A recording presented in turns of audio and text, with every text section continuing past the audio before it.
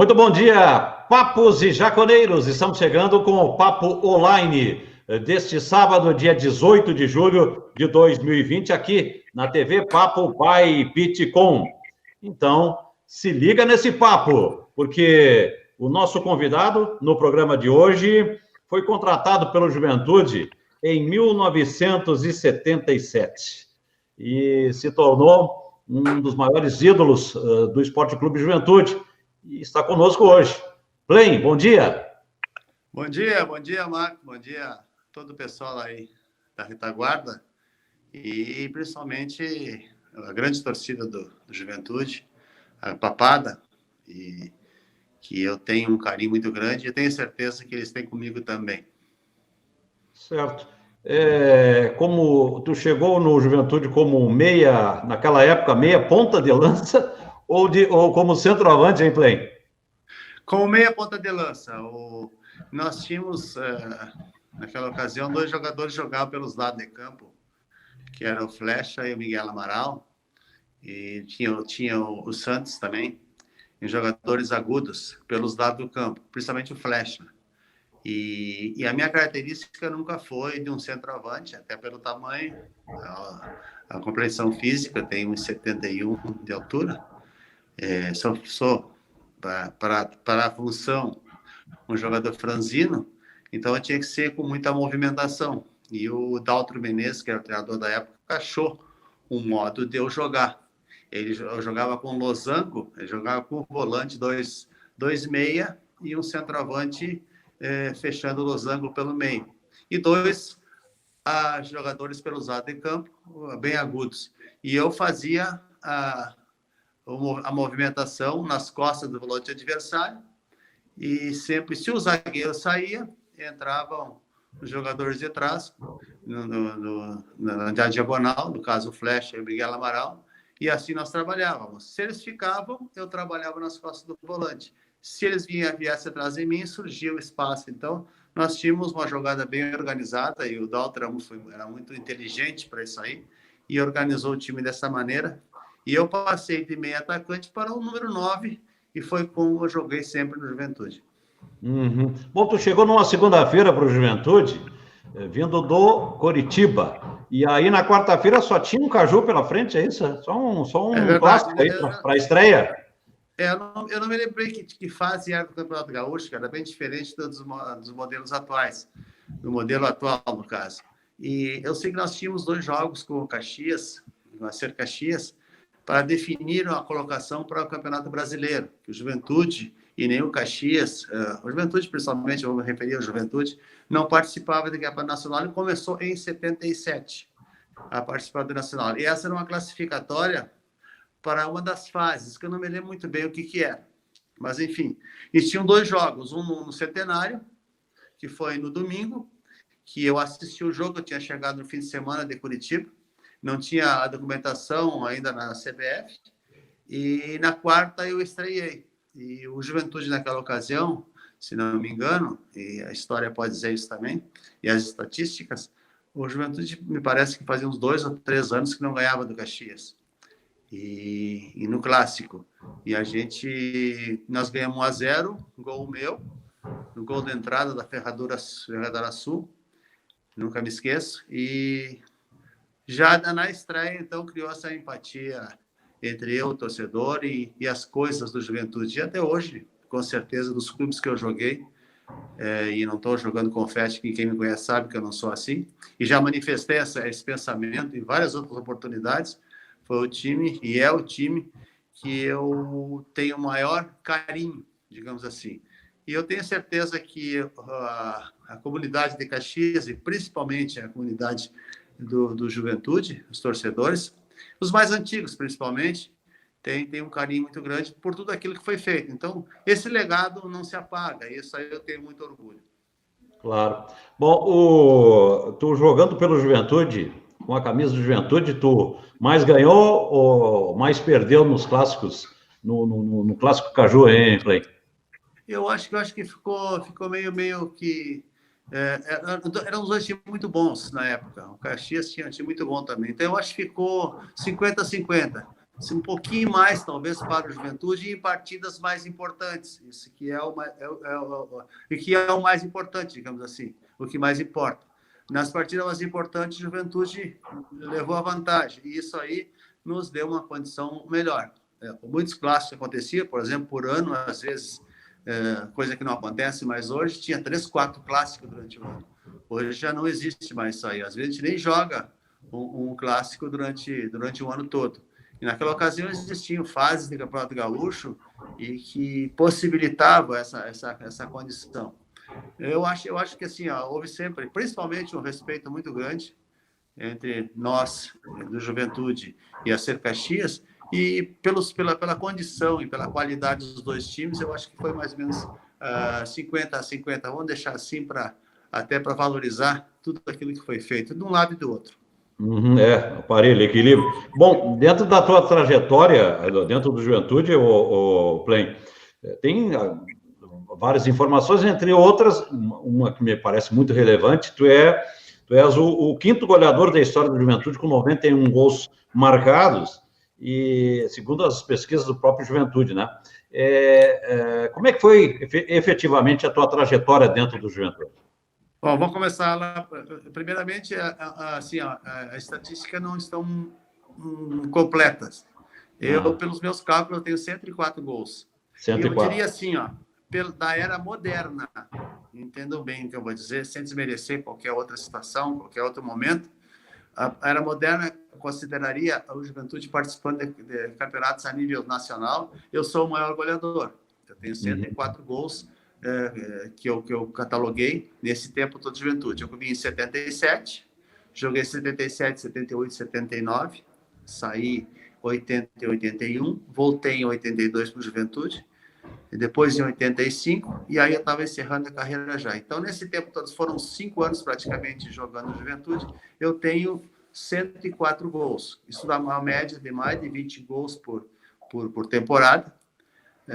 Então, é importante porque hoje não se vê muito jogador que tenha essa afinidade, essa empatia com a torcida, com o clube, e goste de estar ali naquele momento.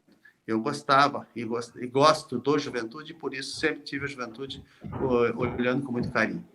Claro. Bom, dentro dessa tua trajetória, também tem a parte como técnico, né? Como técnico do Juventude. Nos juniores, nas categorias de base, nos juniores, você trabalhou também no juvenil, depois a gente pode até falar, porque saiu do juvenil direto para o profissional, mas certo. Nos juniores de 93, fizesse uma grande campanha na Taça São Paulo de juniores, e ali quantidade e qualidade na revelação de atletas, Play. É verdade. Daquele time ali, nós tivemos... Pela primeira vez, a Juventude iria participar de uma Copa São Paulo, que seria 94. E a gente revelou, como clube, como entidade, não só eu, e pela qualidade do jogador, porque se o jogador não tivesse qualidade, não tinha treinador, não tinha direção que fizesse alguma coisa diferente daquilo que estava sendo proposto. O Juventude fez uma grande campanha, nós perdemos nas quartas de finais para o Guarani de Campinas, que veio a ser o campeão depois da Copa São Paulo. Nós perdemos nos pênaltis. Nós empatamos no tempo normal 0-0, na prorrogação 0-0. Isso muito pouca gente lembra, eu tenho em mente muito bem. Isso aí nós tínhamos como naquela época se levava poucos jogadores, eram 18, e 5 ficavam no banco, nós tínhamos 13 jogadores para aquele jogo. O Lauro tinha sido expulso, o Fernando estava lesionado, tentou jogar, e outros jogadores também suspensos, não me lembro mais o nome deles. Eu sei que nós tínhamos 3 jogadores. Tinha um goleiro e mais jogadores de linha, digamos assim. E mesmo assim, nós jogamos o tempo normal, um campo pesado, estava chovendo no antigo Parque Antártico. Empatamos 0-0 no tempo normal, 0-0 na prorrogação, e tivemos a chance no pênalti, depois dos 5, que foi os pênaltis intercalados, o Guarani errou, e nós erramos na sequência. Nós tivéssemos feito. E quem errou, sabe quem foi? O Adailton, um jogador que depois foi para a Europa e fez uma carreira muito brilhante. Então, assim, nós fizemos uma campanha muito boa. A nossa chave era o Corinthians, o Atlético Goianense e o Cruzeiro. de Belo Horizonte.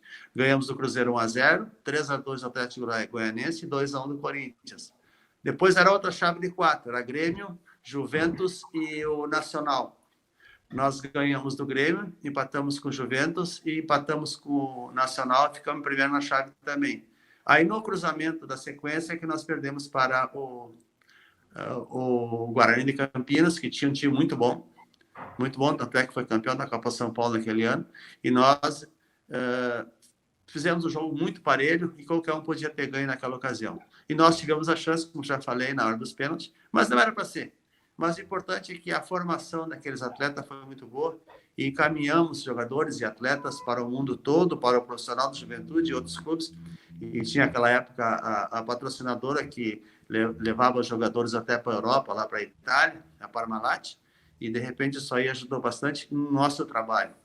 E a gente continuou, depois em 94 e 95, com o trabalho, e depois, posteriormente, voltamos em outras condições para a Juventude. Mas eu tenho muito orgulho de ter passado pelas minhas mãos, logicamente, e a gente tem encaminhado, abrindo portas, como eu digo, para jogadores que ficaram consagrados no Brasil e no exterior. Isso aí eu me orgulho muito. Não fui eu que fiz o jogador, mas eu com certeza ajudei, coisa que eu não tinha na minha infância, na minha adolescência, na época de quando eu comecei a jogar futebol, que não tinha esse cuidado, esse tratamento que era dado, ou que a gente procura dar para esses atletas. Só deixa eu, então, corrigir aqui. E essa grande campanha na Copa São Paulo foi 94, Play. 94. O exercício 93, a Copa 94. Aí. Na virada, certo.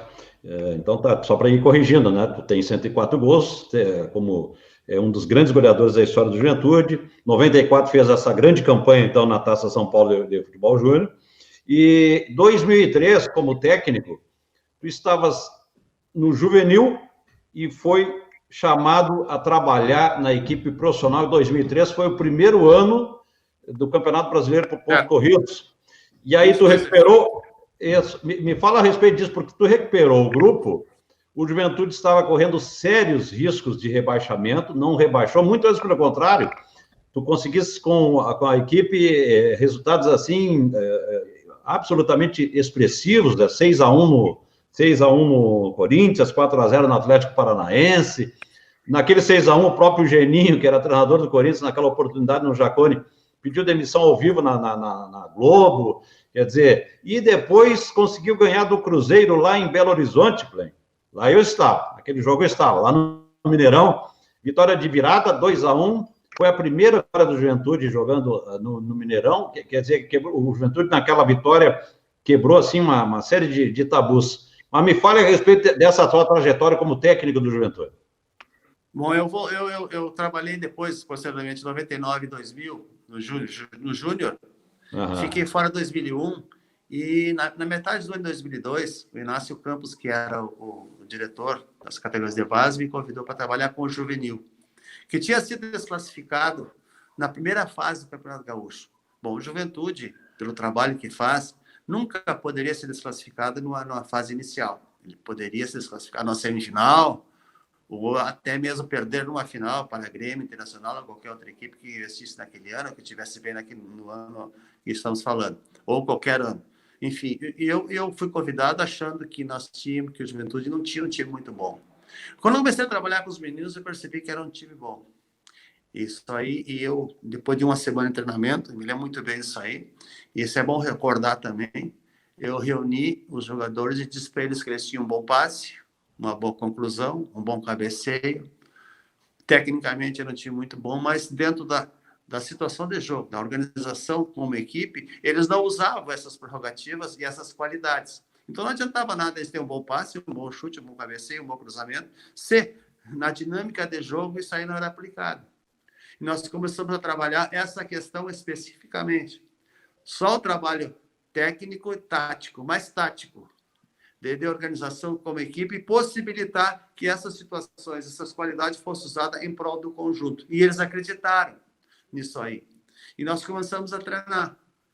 E aí, para participar do Campeonato Gaúcho Juniores da Série B, que eram jogadores com 20 anos. Na época, nós tínhamos jogadores com 16, 17, até com 15 anos. Mas antes disso, fomos convidados para representar o Rio Grande do Sul no Campeonato Brasileiro de Seleções em Camboriú. A nossa chave era Rio de Janeiro, Santa Catarina e Amazonas. A outra chave vinha lá de Curitiba, que foi campeão lá o Vitória da Bahia, lá em Curitiba, naquela chave, e o Goiás em segundo lugar. E nós ficamos em primeiro aqui em Camboriú. Fomos jogar a semifinal contra o Goiás, ganhamos, e a final ganhamos do Vitória da Bahia, que tinha jogadores que depois foram consagrados no mundo todo. Esse menino que está me parece que está no São Paulo agora, seleção brasileira, lateral direito. Bom, tinha o Hulk também naquela ocasião, e nós ganhamos o campeonato. Eu me lembro muito bem que nas vésperas de viajar para esse campeonato... O Vitória, Frank?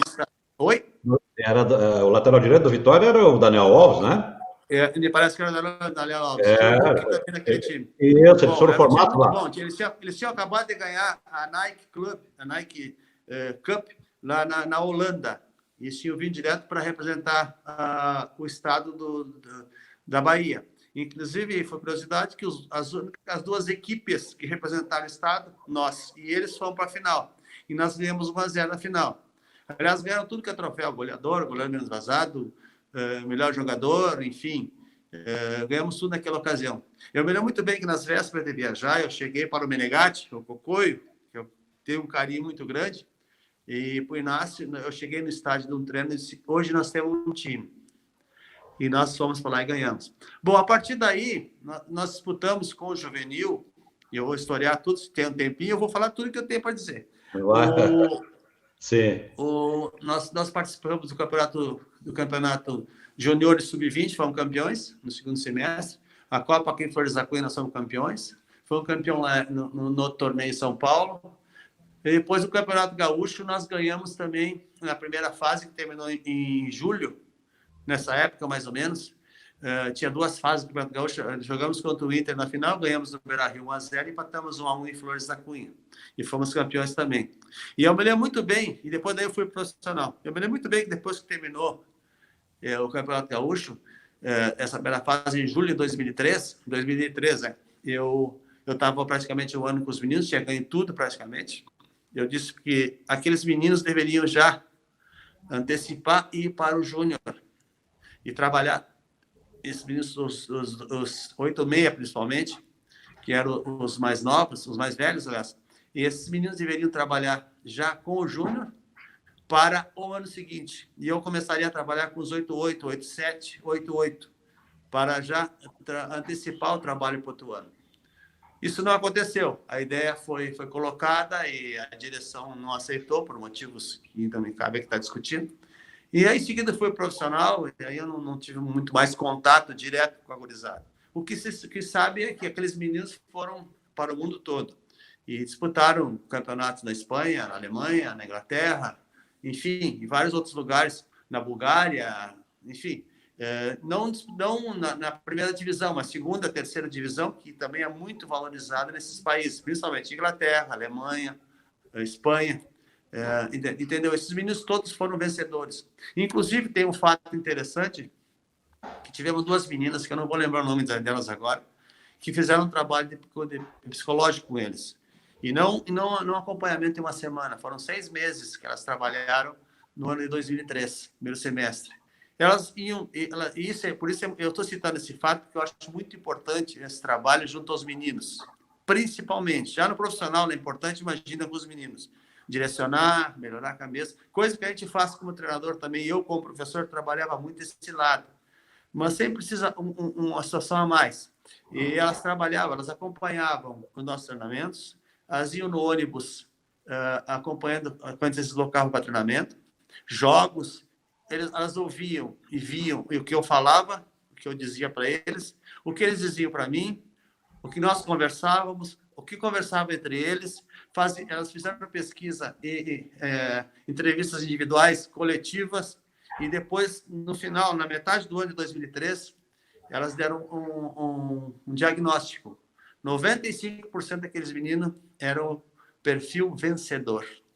Mas elas tinham como avaliar e analisar isso aí, e, de fato, eles foram tudo vencedor. Entendeu? Então, isso aí enquanto treinador, eu também procurei lá no Grêmio, eu tentei fazer isso aí.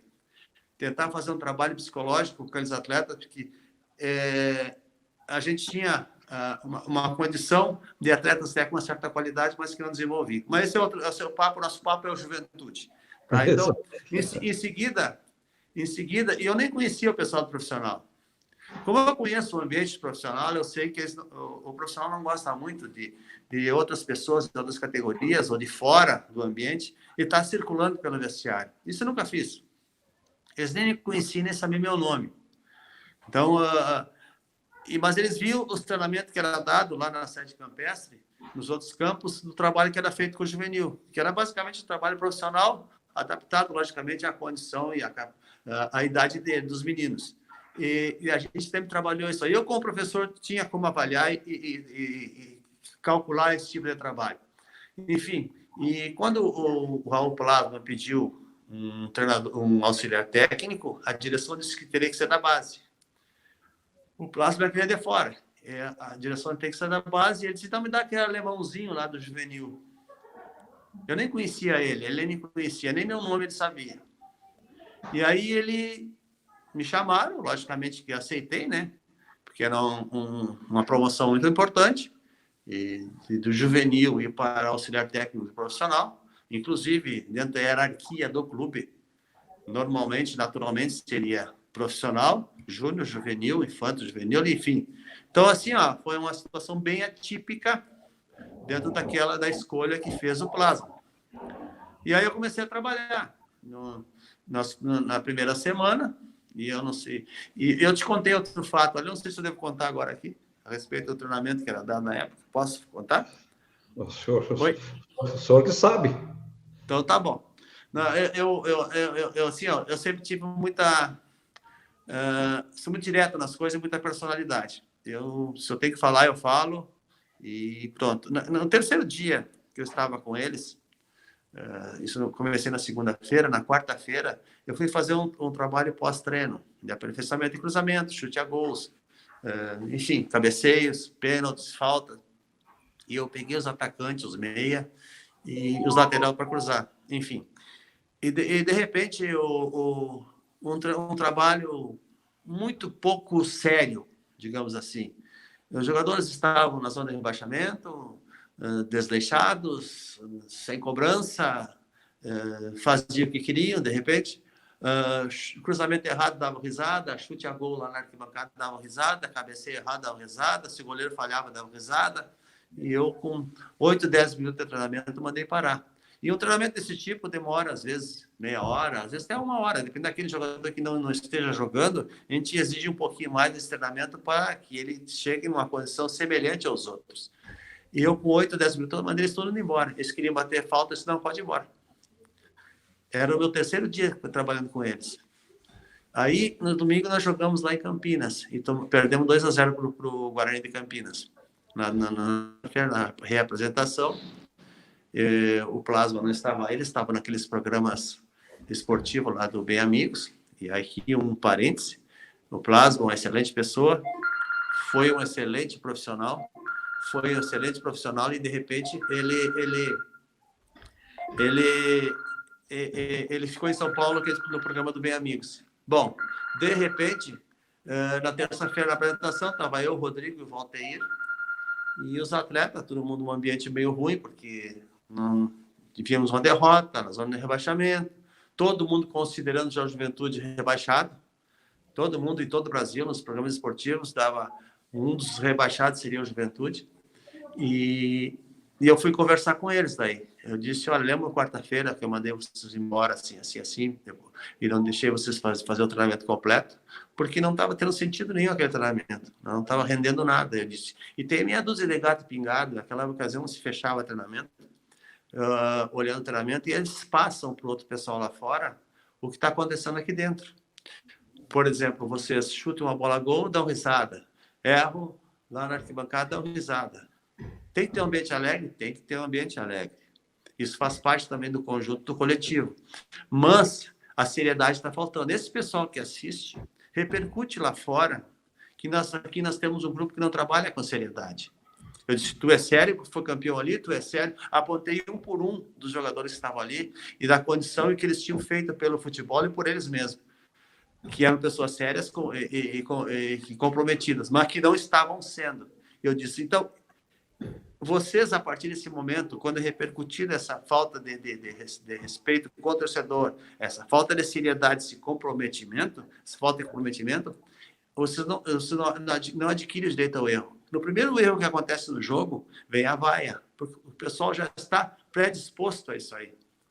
E se perde o jogo, eu disse. Não é só por aí que se perde o jogo, mas é também por aí. Em contrapartida, se mostrar um grupo sério, trabalhador, que passe para esse pequeno grupo que assiste o treinamento e que vai repercutir lá fora um grupo sério, que quer alguma coisa comprometida, vocês vão adquirir o direito ao erro. Vocês vão errar uma vez, 2 vezes, 3 vezes, na quarta vocês acertam e sai o gol e ganhamos o jogo. Não é só por aí, mas é também por aí. Em suma, nós temos que trabalhar com seriedade. Bom, à noite retiraram o plasma, a direção achou que deveria tirar, e me ligaram, me lembro que era perto da meia-noite, me ligou o presidente, o Marcos, dizendo que a partir do outro dia, quarta-feira, eu assumiria interinamente até a contratação de um novo treinador. E citaram 2, 3 nomes aí que eu não me lembro mais. No outro dia eu reuni para eles e disse, olha, eu fui feliz ontem porque eu falei, porque ontem teve uma interpretação, hoje teria outra interpretação, eu disse. E nós temos agora, não retiro nada que eu disse.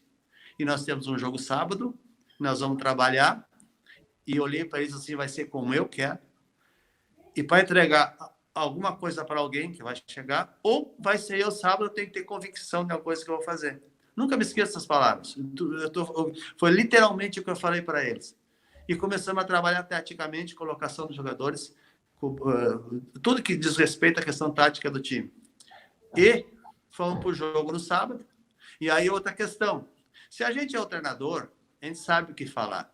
Se a gente é interino, a gente está ali cobrindo, fechando uma lacuna. E eu disse, o que eu vou falar para esses caras? Mas daí surgiu. Sempre surge alguma coisa, a gente fala, eu falo bastante. Já deu para anotar, né? E fomos para o jogo e ganhamos 4-0 do Atlético Paranaense. E o que eu disse que ia acontecer no jogo, aconteceu. Que eles viram 3-5-2, e se nós fizéssemos dessa maneira, e Léo Inácio, se o Léo Inácio vai ser o homem que vai sair no contra-ataque. Se a bola sair com ele, pela inteligência e pela capacidade que ele tem, nós vamos ganhar esse jogo com o Léo Inácio. E nós terminamos o primeiro tempo 3-0 para nós, eu nem acreditei. Bom, 4-0 terminou o jogo. O segundo jogo foi contra o Santos, lá na Vila Belmiro. E o Santos tinha Robinho, tinha Elano, tinha Diego, fora outros jogadores. Enfim, o Manzi tinha feito gol e era o jogador que fazia os gols. Eu retirei o Manzi, deixei ele na reserva. Nem perguntei nada para ninguém. E botei um 4-2-3-1. Só que meus 3 meias eram o Renatinho, o Marcelo e o Hugo. 3 jogadores de muita movimentação e de muita qualidade. E botei o Gelfer na frente para segurar e correr e dar cansaço nos jogadores do Santos. E disse, vai acontecer isso nos jogos e nós vamos fazer desta maneira. Nós temos que fazer o gol no primeiro tempo, porque o Leão vai perceber, o Leão é o treinador do Santos, vai perceber no intervalo, vai corrigir e no segundo tempo vai ser o sufoco. Não deu outra. No primeiro tempo, 1-0 para nós, gol do Índio. E nós levamos o gol aos 37 do segundo tempo, do jeito que eu disse que poderia acontecer. Isto é, o nosso volante recebia a bola de costas para o campo adversário, e eles fechavam em 2 em cima, roubavam essa bola e, pela qualidade que tinha, fizeram o gol. E fizeram o gol desta maneira. Então, os jogadores começaram a acreditar. No terceiro jogo foi contra o Corinthians aqui, que eu voltei com o Manzi, como atacante. E aqui, um adendo, pessoas de excelente caráter que tinha no Juventude naquela ocasião. Em qualquer outra circunstância, talvez um jogador que tenha jogado na Alemanha e tinha a condição que tinha o Manzi, ele teria se revelado por não jogar em Santos, contra o Santos, e pudesse atrapalhar a caminhada minha e do grupo todo. Mas isso não houve. Houve uma compreensão que aquilo era melhor naquele momento. E foi o 6-1 que deu no Corinthians, que é o jogo até hoje, que outro dia da entrevista na imprensa de Porto Alegre, esse respeito. E seguido, o pessoal está lembrando nas redes sociais esse jogo que foi marcante. Além de esse 4-0 no Atlético Paranaense, o 2-1 no Cruzeiro lá, que foi o único clube naquela ocasião, em 2013, que ganhou do Cruzeiro lá, de virada. E nesse jogo tem uma situação bem interessante, porque a direção, o Túlio, o Marcos, o Valteir, todo o pessoal da direção, o Barbiroto, que era o treinador de goleiro, estava atrás do banco nosso, nas cabines do estádio. E terminou o primeiro tempo 1-1, que já estava bom demais, entendeu? Enquanto o Cruzeiro lá, que dava uma olhada e ganhava todo mundo. Foi um vestiário, o Valteir me deu as impressões dele lá de cima, e eu juntei com as minhas e falei para os atletas para voltar para o campo. E eles foram nós fomos para o campo, e eles foram para a cabine. Eles tinham que pegar um elevador. E se atrasou um pouquinho, e eles estão para pegar o elevador, e saiu o nosso gol. Foi a 50 segundos do segundo tempo. E tinha um barzinho lá que tinha uma televisão. E deu gol! Lógico, não houve movimentação nenhuma, nem murmúrio nenhum, porque foi gol nosso, a torcida ficou calada lá, né? Tinha umas 30 mil pessoas, mais ou menos. Não houve silêncio total. Um deles, seu Fúlio, não sei quem, gol no Brasileiro. E era o nosso gol. Mas eles não perceberam que era o nosso gol. Eles sentaram lá na cabine e não olharam para o placar. E eles não tinham acesso direto ao placar. Eles tinham que ir para frente, olhar e tal. Lá pelas tantas, o jogo rolando. Estava 2-1 para nós. Lá pelas tantas, eu voltei. Percebeu, olhou no placar, 2-1 para nós. E alguém falou, não, vai ser 2-1. Estou convicto. Não, tá 2-1 para nós. Aí eles ligaram para mim e disseram, Play, quem é que fez o gol? Eu disse, foi o Léo Inácio, assim, e tal. Bom, em suma, se o jogo desenrolou, foi 2-1 para nós, ficou naquele placar. E eles chegaram no vestiário depois do jogo, se não tivesse acesso ao vestiário e não tivesse informação outra, eles chegavam, que empate, hein? Eu disse, não, que empate não, ganhamos o jogo. E foi bem assim que aconteceu. São coisas folclóricas do futebol, mas que acontece. E essa aí aconteceu de fato. Aí damos seguimento nessa situação. E eu te digo assim, ó, eu no Juventude, como treinador, praticamente um ano, foram 11 meses, mais ou menos, eu perdi 5 jogos. 5 jogos só. E não foi jogando contra times pequenos. Foi com os maiores do Brasil. E jogadores consagrados, jogadores de seleção. Então, assim, ó, eu tenho uma história que eu me orgulho muito de ter tido esse espaço na Juventude, e, logicamente, pela minha condição. Tive também, como eu já falei anteriormente, a compreensão de alguns atletas com caráter, com personalidade, e que entenderam que era o melhor para o clube no momento, e não boicotaram, como acontece em outras situações com alguns treinadores, e eles me ajudaram um monte naquela ocasião, e entenderam que aquilo era o melhor, e isso aí eu sou grato. Se eu puder encontrá-los futuramente, em algum momento, eu agradeceria esse fato dos jogadores naquele momento ter caráter e ter pensado no grupo e no clube, e não pensado em si. E isso é muito importante, coisa que não acontece normalmente em muitos momentos de coletivos de um clube ou de qualquer outra situação de vida. Pois é. Grande campanha e o Juventude acabou escapando do rebaixamento. 2003, primeiro Campeonato Brasileiro por pontos corridos. O Cruzeiro foi o clube que, eu acho que na história dessa nova forma de disputa do Campeonato Brasileiro, foi o único clube que conseguiu passar a marca dos 100 pontos ganhos na competição. Era o time do Luxemburgo. Era um baita time e foi campeão de ponta a ponta daquela competição. Não resta a menor dúvida. Trem, rapidinho, nós temos alguns minutos ainda para fechar aqui o Papo Online. Tu trabalhou aqui no Rio Grande do Sul com treinadores, o pessoal da antiga, Enio Andrade, Daltro Menezes, Marco Eugênio. Tu pegou algum para se inspirar ou tu pegou um pouquinho de cada um? E até de outros que tu já trabalhou, mas esses aqui eram famosos naquela época, né? Como eu falei no início da conversa, ou da entrevista, quando eu vim para a Juventude, eu vim com 8,5. Eu nunca fui um 8, eu não fui um jogador de marcar. Inclusive, os volantes reclamavam bastante de mim, mas tudo bem. Mas eu fazia um golzinho de vez em quando lá e compensava, de repente.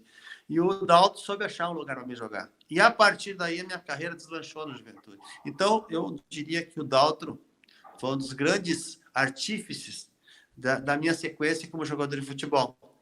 O Enio Andrade dispensa qualquer comentário, né? Então, o Espinosa também foi um treinador que me levou para o Grêmio. São pessoas que, além de serem gente, tinham uma capacidade profissional muito grande e conseguiu comandar o grupo como poucos conseguiam.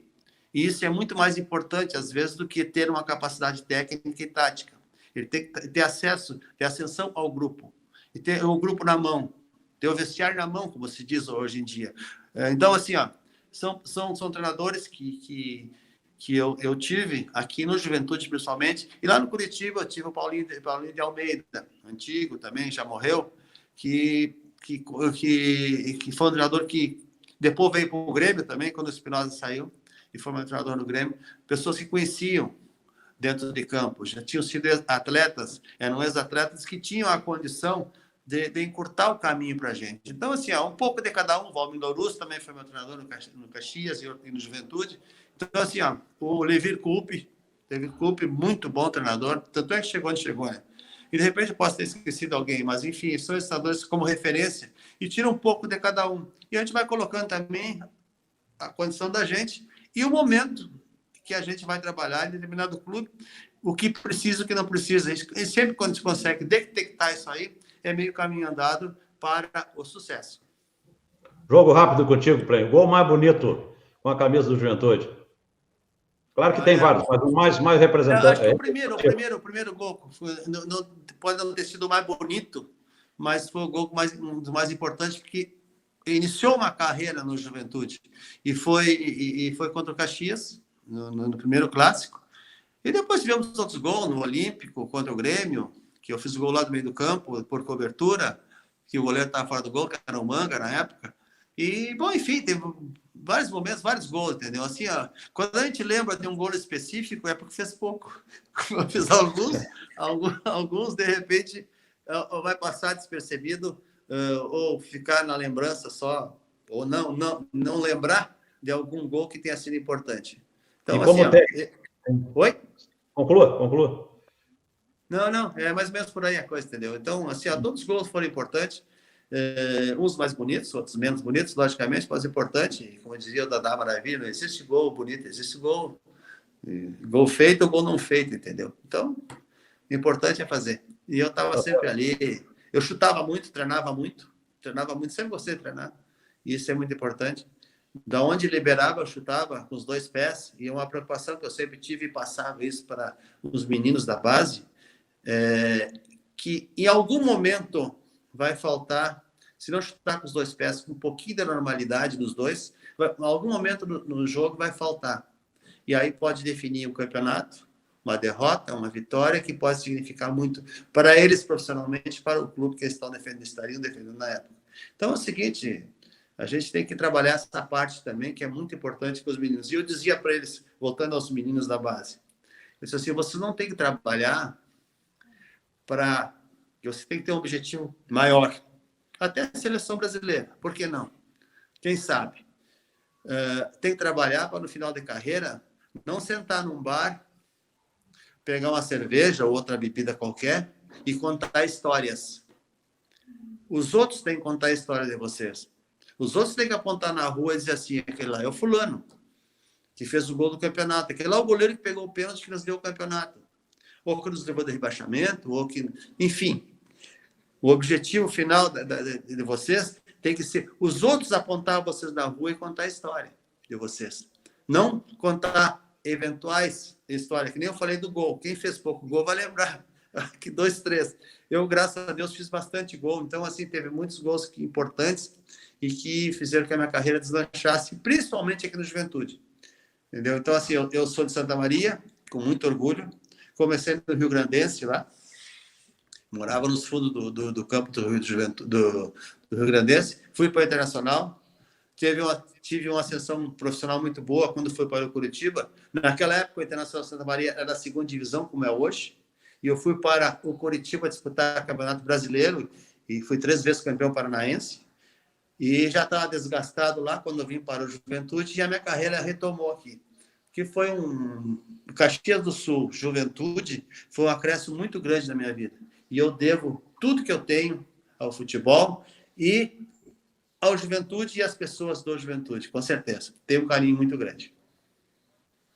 Tá certo. Play, muito obrigado pela sua participação conosco aqui no Papo Online deste sábado. Boa sorte, sucesso na sequência.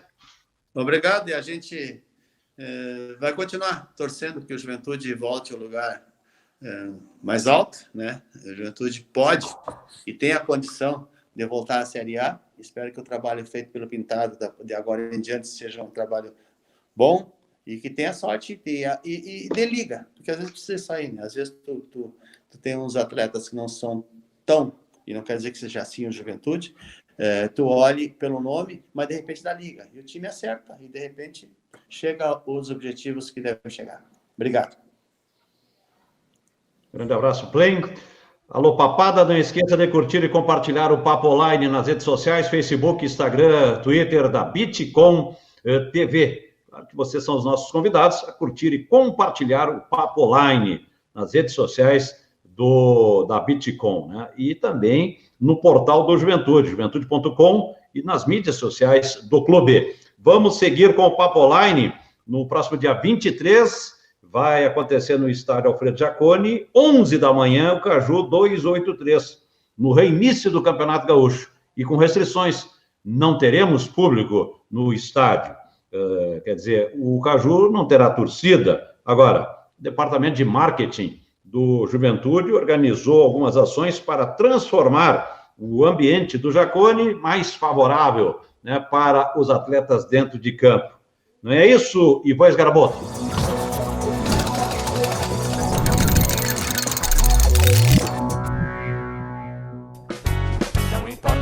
Você prefere assistir das cadeiras, camarote geral, ferradura ou nas sociais. O que vale é meu sentimento e lembrar-se a cada momento que o coração é verde e branco em listras verticais. Mesmo com os portões fechados, o torcedor Papo estará presente aqui no estádio Alfredo Jaconi com a ação A Tua Foto no Alambrado. E para falar mais sobre esse assunto, conversamos com o vice-presidente marketing e administração, Fábio Pisamilho, que explica mais sobre essa ação. A ideia da Foto do Alambrado é trazer o torcedor, o mais apaixonado, para perto dos jogadores. Para que, já que eles não podem, nosso torcedor não pode estar presente nos jogos por enquanto, né? Isso faz falta. Então a ideia é aproximar eles, colocar a imagem de quem enviou, colocar a imagem perto do alambrado, como se estivesse vibrando. Nós recebemos muitas fotos, infelizmente nem todas a gente pôde usar por causa até da área, mas foi um sucesso essa campanha. Recebemos mais de 500 fotos do Brasil inteiro. Então foi algo muito legal, foi uma campanha, deu bastante trabalho, porque a gente tem que tratar todas as fotos, recortar todas as fotos, mas foi um sucesso e vai ser um sucesso durante os jogos também.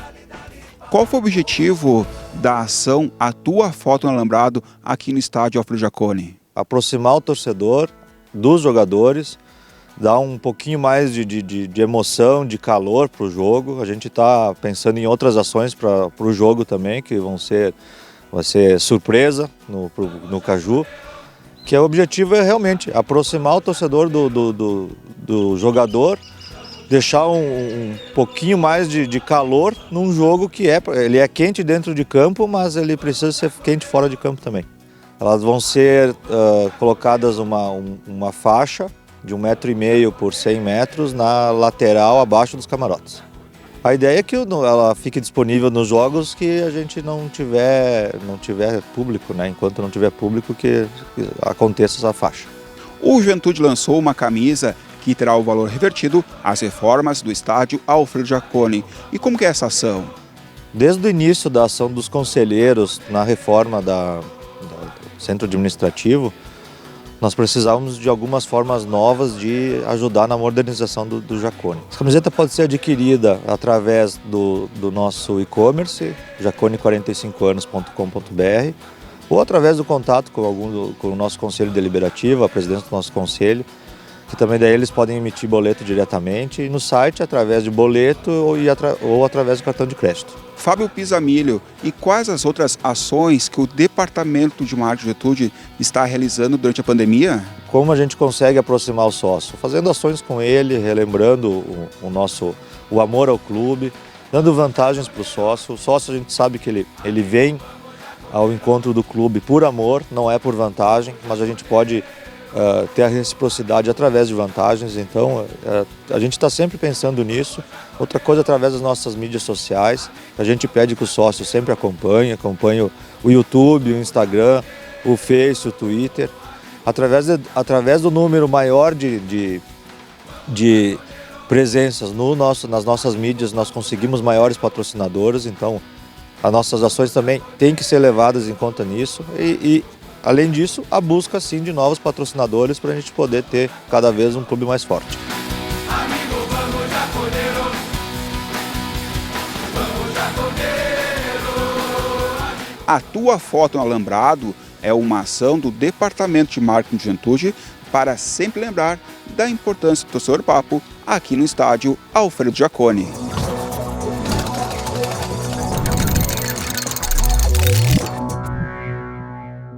Participação do repórter Ivan Esgaraboto, Departamento de Marketing do Juventude, então organizou algumas ações que serão colocadas em prática no Clássico Caju e depois nos demais jogos que o Juventude terá na sequência do Campeonato Gaúcho deste ano, nesse reinício, né, do Gauchão, à medida que não teremos os torcedores no estádio. Então, para minimizar essa situação, o marketing, como a maioria dos clubes estão fazendo no futebol brasileiro e até no exterior, estão criando situações aí para melhorar, né, o ambiente, para o ambiente ser mais favorável para a prática do bom futebol dos atletas de juventude dentro de campo.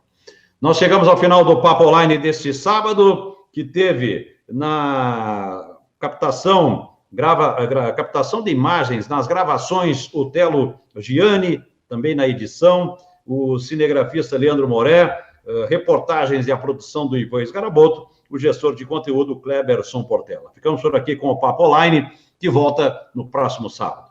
Um grande abraço, um ótimo final de semana. Tchau!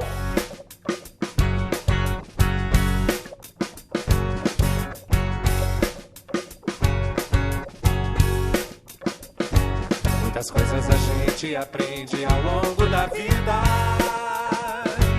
Outras delas a gente esquece e não lembra jamais. O que levo gravado no